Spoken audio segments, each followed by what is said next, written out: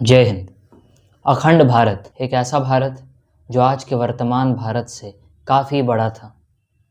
एक ऐसा भारत जिसका आज वर्तमान रूप में भारत एक अविभाज्य अंग था। भारत के साथ साथ इसमें कई और देश, कई और राज्य भी सम्मिलित थे, जिसमें अफगानिस्तान, पाकिस्तान, तिब्बत, म्यांमार जैसे कई सारे देश मौजूद थे। आज बहुत सारे लोग ये सोचते होंगे क्यों ना हमारा वो अखंड भारत फिर से हम बना सके। देश के स्वतंत्रता आंदोलन के समय देश के कई स्वतंत्रता सेनानियों ने भी यही सोच रखी थी।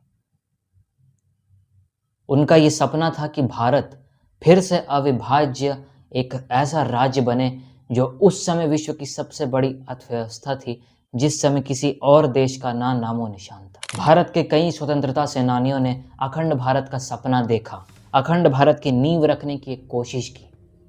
उसके लिए बहुत सारे प्रयास किए गए, जिसका विरोध कुछ ऐसे अंग्रेज़ों के द्वारा पाले गए एक ऐसे सो कॉल्ड स्वतंत्रता सेनानी करते हैं जिन्होंने आज़ादी में अपना कोई भी योगदान नहीं निभाया हो।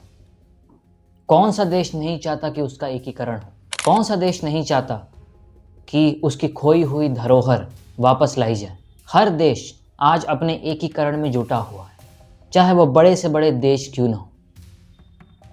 जब बात आती है भारत के एकीकरण की, उस समय हमारे लोगों के अंदर ही एक बहुत ही बड़ी दरार उत्पन्न कर दी गई है। आज अखंड भारत के बारे में बात करने को मजाक समझा जाता है और ये वास्तविकता है, इसको नहीं ठुकराया जा सकता, क्योंकि एक ऐसी भावना पैदा कर दी गई है हमारे अंदर कि अगर हम हमारे देश के बारे में कुछ बात करते हैं, देश के बारे में अगर हम कुछ बोलते हैं, तो ये एक हंसी बन जाती है। लेकिन इसका उत्तर हमें देना है और इसका हम ऐसा जवाब देंगे कि लोग जो आज अखंड भारत की हंसी उड़ा रहे हैं, वो भारत को दुनिया की सबसे बड़ी अर्थव्यवस्था की गद्दी पर बैठकर अपने आप में जलन महसूस करेंगे। अखंड भारत सिर्फ कुछ लोगों का सपना नहीं, अखंड भारत हमारा भी सपना है। एक न एक दिन हम अखंड भारत बनाकर रहेंगे, ये हमारा वादा है और ये हमारा लक्ष्य होना चाहिए और हर उस भारतीय का लक्ष्य होना चाहिए। हमारा जो भारत अंग्रेज़ों के शासनकाल के पहले था, वो भारत एक भारत था। इसी को देखते हुए, इसी का फ़ायदा उठाते हुए अंग्रेज़ों ने भारत के अलग अलग राज्य का विभाजन करके भारत को टुकड़ों में तोड़ने की एक बहुत बड़ी साजिश रची। चाहे वो गवर्नमेंट ऑफ इंडिया एक्ट 1935 का लाया गया हो, जिसके तहत म्यांमार को भारत से अलग कर दिया गया, और इसका अगर विरोध किया जाए और हमारे अखंड भारत के राज्यों का फिर से एकीकरण करने की अगर कोशिश की जाए, तो ये सो कॉल्ड प्रोपेगेंडा वाले न्यूज़ चैनल्स और कुछ ऐसे लिबरलिस्ट्स इसके खिलाफ भड़क उठते हैं, क्योंकि उन्हें भारत का एकीकरण देखकर जलन होती है। ये लोग नहीं चाहते कि भारत आगे बढ़े। वास्तविक रूप में देखा जाए तो अखंड भारत को पाना मुश्किल है और ये स्पष्ट रूप से कहा जा सकता है, क्योंकि भारत के राज्य आज एक नहीं है और यही सच्चाई है, यही सच्ची बात है। इसको हम सबको स्वीकार करना होगा। भारत के राज्यों में ही आज एकता नहीं है, तो फिर हम अखंड भारत की बात कहाँ से कर सकते हैं? भारत का अगर एकीकरण करना है तो भारत के राज्यों का एकीकरण सबसे पहले अनिवार्य है। भारत का हर वो राज्य जो किसी न किसी तरह के बॉर्डर से जुड़ा हुआ है, आज वो अस्थिर है और यही वास्तविकता है। चाहे वो इमिग्रेंट्स की समस्या से जूझ रहे हो, चाहे वो आतंकवाद की समस्या से जूझ रहे हो, लेकिन आज वो स्टेबल नहीं है। आज स्थिरता नहीं है हमारे भारत के राज्यों में और हमारे लोगों में भी स्थिरता नहीं है। हम जाति के आधार पे, हम भाषा के आधार पे, हम भूमि के आधार पे, हम धर्म के आधार पे बढ़ चुके हैं। ये सच्चाई है, इसको नहीं ठुकराया जा सकता। आज कहाँ है हमारे अंदर एकता? और जिस दिन कश्मीर से लेकर कन्याकुमारी, मणिपुर से लेकर महाराष्ट्र तक भारत के लोग सबसे पहले अपने अंदर भारतीयता की भावना रखने के बाद अपने राज्य या अपने लोकेलिटी को महत्व देंगे ना, उस दिन अखंड भारत की नींव रखी जाएगी और इसे होने से कोई नहीं रोक सकता। इसे होने में देर अवश्य लगेगी, पर यह असंभव नहीं है। ये शुरू भारत के नागरिकों से ही होगा। आप लोग को जानने की ज़रूरत है कि राज्य बाद में और देश पहले आता है। भारत का कोई भी राज्य भारत के देश से बड़ा नहीं है। आज अगर कोई भी राज्य ये कहता है कि उन्हें सबसे पहले उनके राज्य की संस्कृति, सभ्यता से जाना जाता है, तो संस्कृति और सभ्यता देश के ही वजह से है और भारत देश की वजह से भारत का हर राज्य जाना जाता है। इस वास्तविकता से हर भारतीय को परिचित होना चाहिए। आज आप किसी भी दूसरे देश में जाकर देख लीजिए, वहां पर उनके देश का एकीकरण अभियान शुरू हो चुका है। वो लोग एक साथ मिलकर महंगाई, करप्शन, इन सारी समस्याओं से लड़ते लड़ते अब अपने देश के एकीकरण वाले चरण में पहुंच चुके हैं। और हम आज कहाँ हैं? और हम आज सिर्फ और सिर्फ उसी चक्रव्यूह में उलझे हुए हैं, जिससे बाहर निकलना मुश्किल तो है लेकिन असंभव नहीं। इससे बाहर निकलने के लिए रास्ता जनता को ही चुनना पड़ेगा। एक और कारण अखंड भारत नहीं बनेगा, उसका कारण है हमारे देश के राजनीतिक दल। आज हमारे देश की सत्ताधारी पार्टी कमजोर है और हमारे देश का विपक्ष जोकरों से भरा हुआ है। हमें ऐसे नेताओं की कोई आवश्यकता नहीं, हमें ऐसे नेता नहीं चाहिए जो विदेशी देशों में जाकर छुट्टियां मनाते हो और भारत के लोगों के प्रति उनके अंदर थोड़ी भी संवेदना नहीं है। वो सिर्फ दिखाई देते हैं तो सिर्फ चुनाव के समय, बाकी सब समय वो अलग अलग देशों में जाकर छुट्टियां मनाते हैं। भारत राजतंत्र नहीं है, भारत लोकतंत्र है और लोकतंत्र में जनता सबसे ज़्यादा शक्तिशाली है और जनता को जानने की ज़रूरत है कि उसके असली नेता कौन है।